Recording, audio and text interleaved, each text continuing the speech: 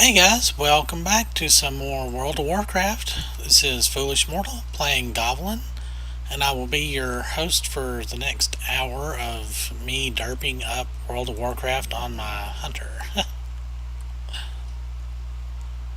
um, well,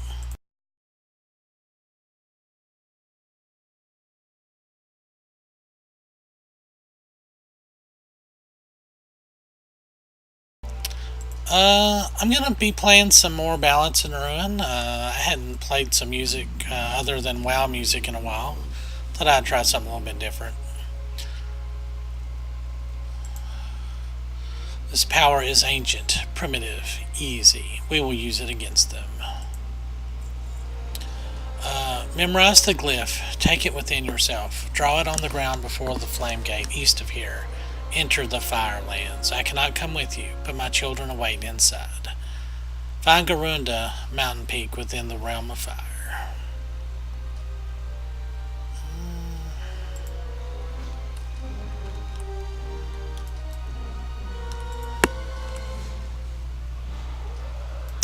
Now I'm wondering if that's too late.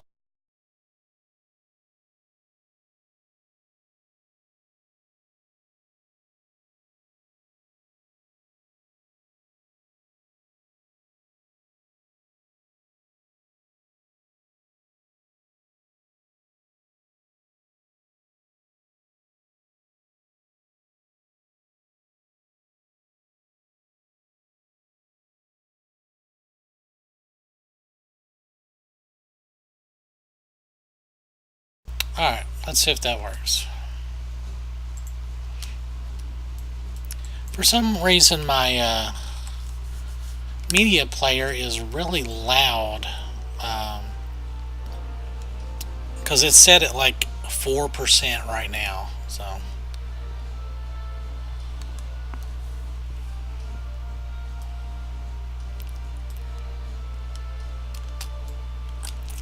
Caught in the rafters. Back up.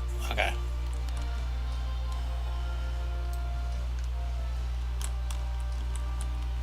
Captain Iron Tree.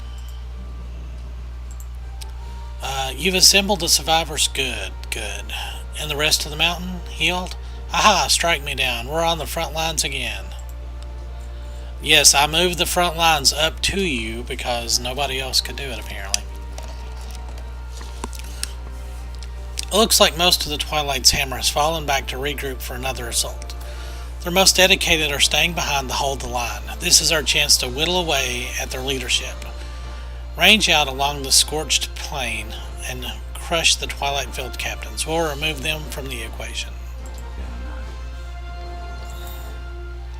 You killed how many? Well, well, quite a show. I guess my men don't have any more excuses.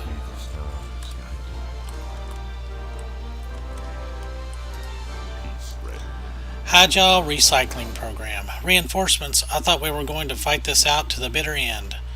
Very few of the guardians of Highjaw remain, and our supplies are running out. The battlefield around our holdout here must be littered with serviceable arrows. Yep. Well, that is a terrible crossbow. Go in peace.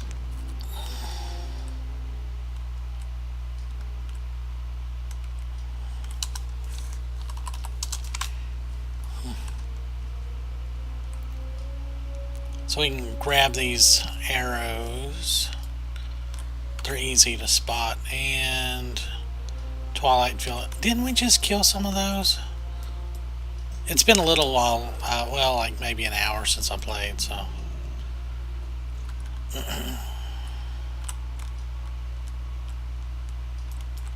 Yeah, I think I'm just. I've had like a really, really horrible week at work.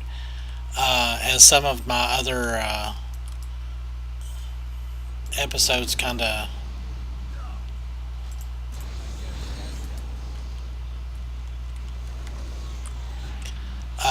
like I said in a couple of my other episodes, just a really horrible week. And I have today off, but I was on call.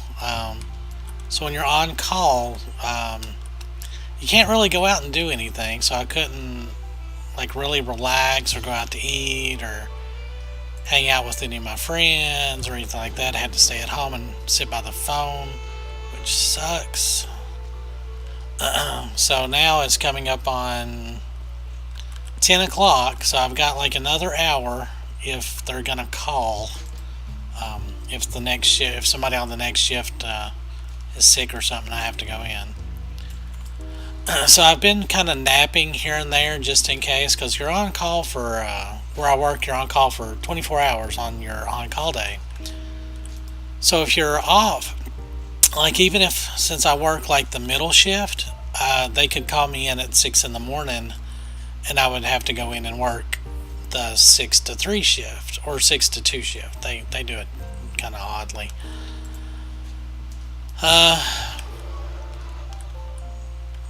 So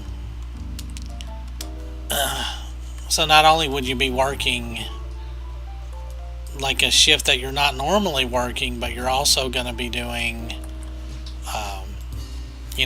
a shift where you're not normally awake, maybe on a floor that you're not on.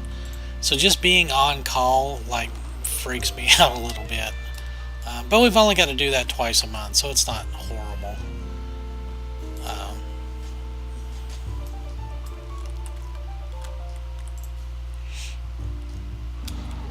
So yeah, I've been listening to the Balance and Ruin album from OC Remix pretty much since the first day it came out. It is really that good. I just really enjoy it. It's got such a really interesting mix of not only the music from the game, but also the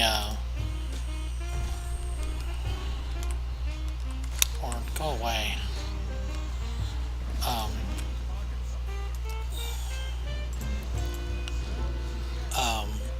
Just like different genres of music. I was trying to think what I was. Because you've got like some jazzy tunes, which I kind of like. I mean, I like just about all kinds of music. I've always kind of wanted to learn to play like guitar or something. Teaching myself to play a flute, which is very hilariously not working very well. Because it's actually difficult to teach yourself, or I guess if you're young, I know a lot of people, they just pick stuff up really easily, and I can't do that. I'm not talented in that way, so.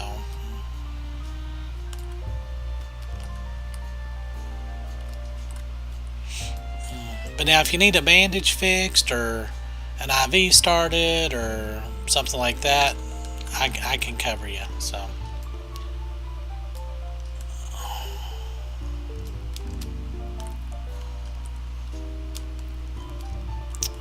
Is there another one down here? No.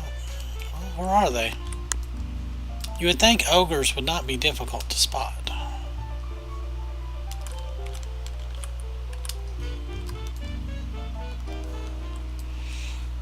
There's one. But I guess we all have our talents.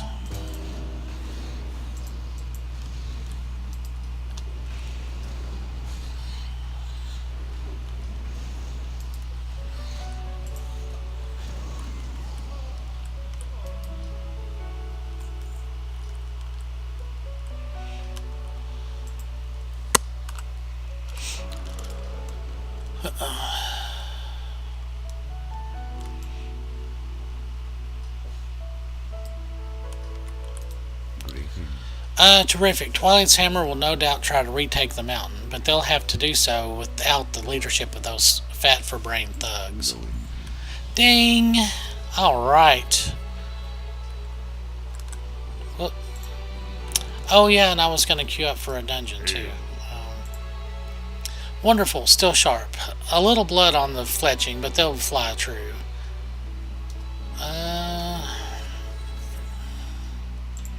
We'll take it to sale. That's what it looks like. Whoa. Yeah, not too bad.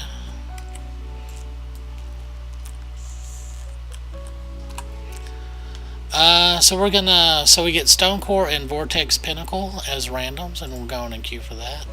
Get a nice chunk of cash, some experience, and of course the Satchel of Helpful Goods.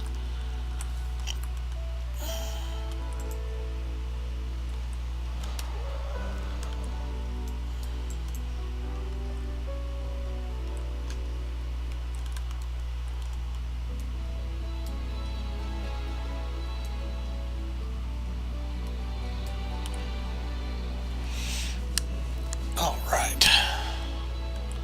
Garunda Mountain Peak.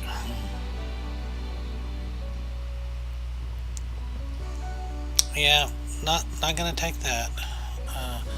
This cavern is an abomination, Goblin, and is filled with horrors from the depths. I don't want any of these things getting through the portal to the outside world. Slay everything. The Dark Usurper Nemesis fled here when the fires of Hyjal receded. We're not yet strong enough to defeat Nemesis Goblin, but we may be able to turn his own strength against him. We will send a child of Tortola with you into one of the children you freed earlier. Search the depths of this cave for a Nemesis crystal and allow the young turtle to examine it. Okay. Be careful. Aww.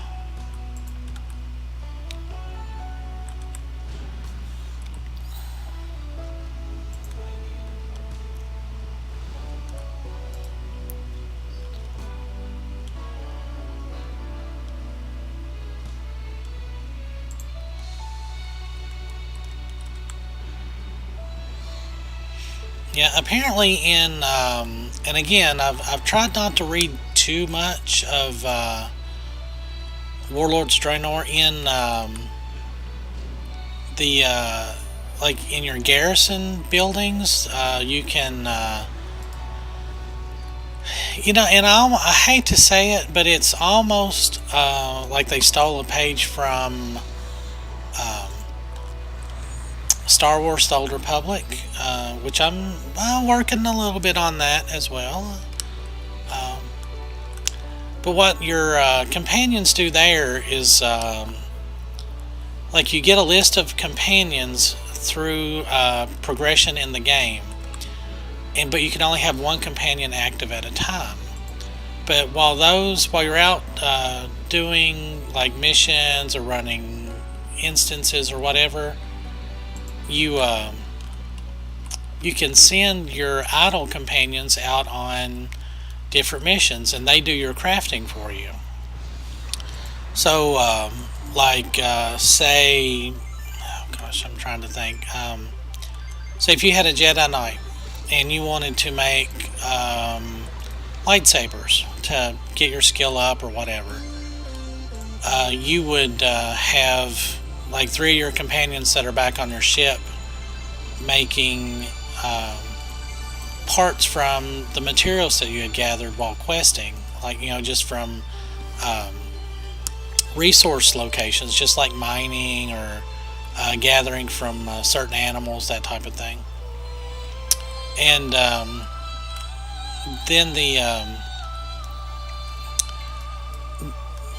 like maybe some of your other companions, like you can hire them out for missions to send them on, and they'll like come back with like a little report saying how well they did. And then there's like special missions that you can get that are started from drops that you can send them on. So it's a fun little mechanic.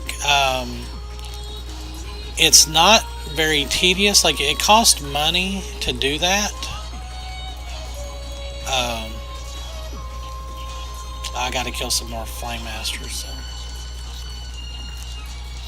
So you still have to have quite a bit of money, but money's really not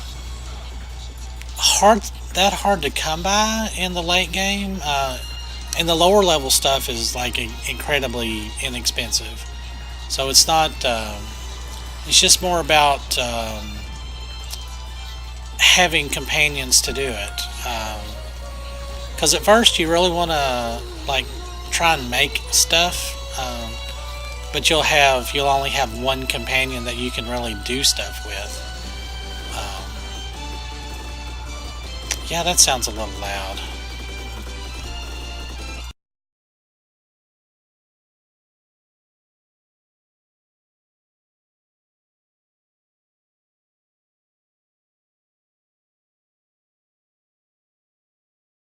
Yeah, maybe that'll help. Okay, so these are all ready to turn in. If this is blasting your ears out, guys, I'm sorry.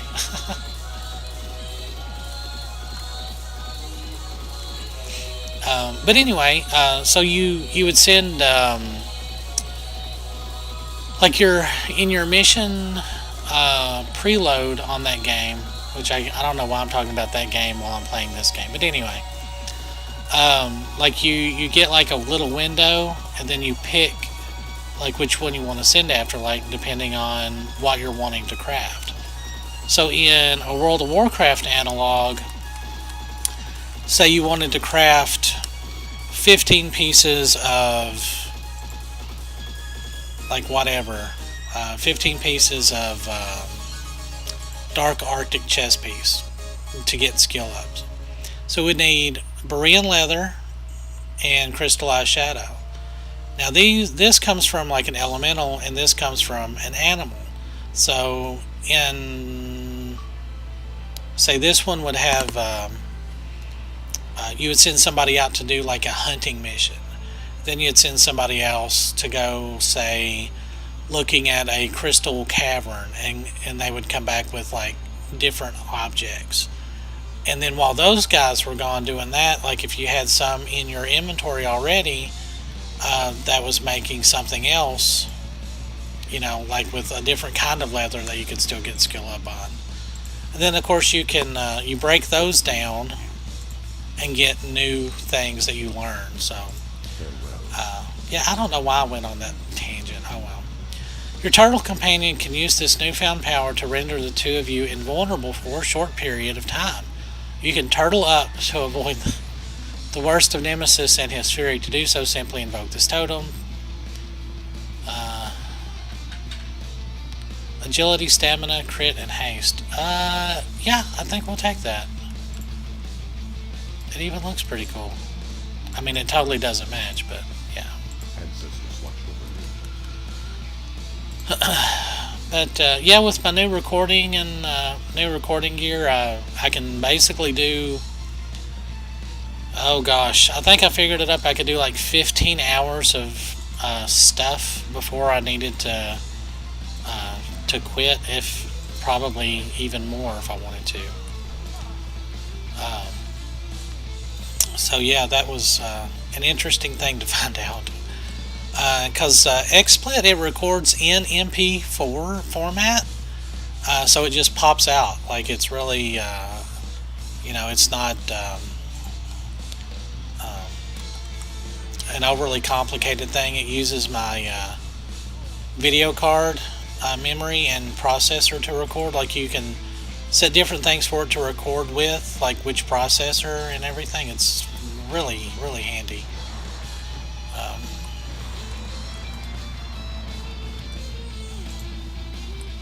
It absolutely does. It doesn't affect frame rate at all. Well, I mean, and WoW's not like an overly complicated game to run, even with, and I even turned a lot of my settings back on, so.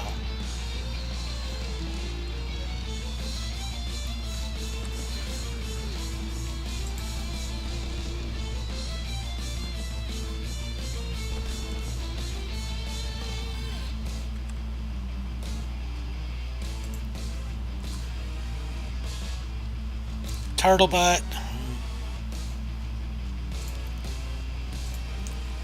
Ta-da! Oh, and we can skin him too. Nice. Savage leather and scraps. Nice.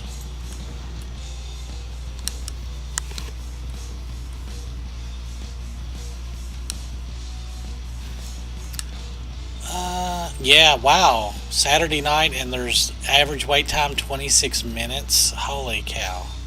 That's ridiculous.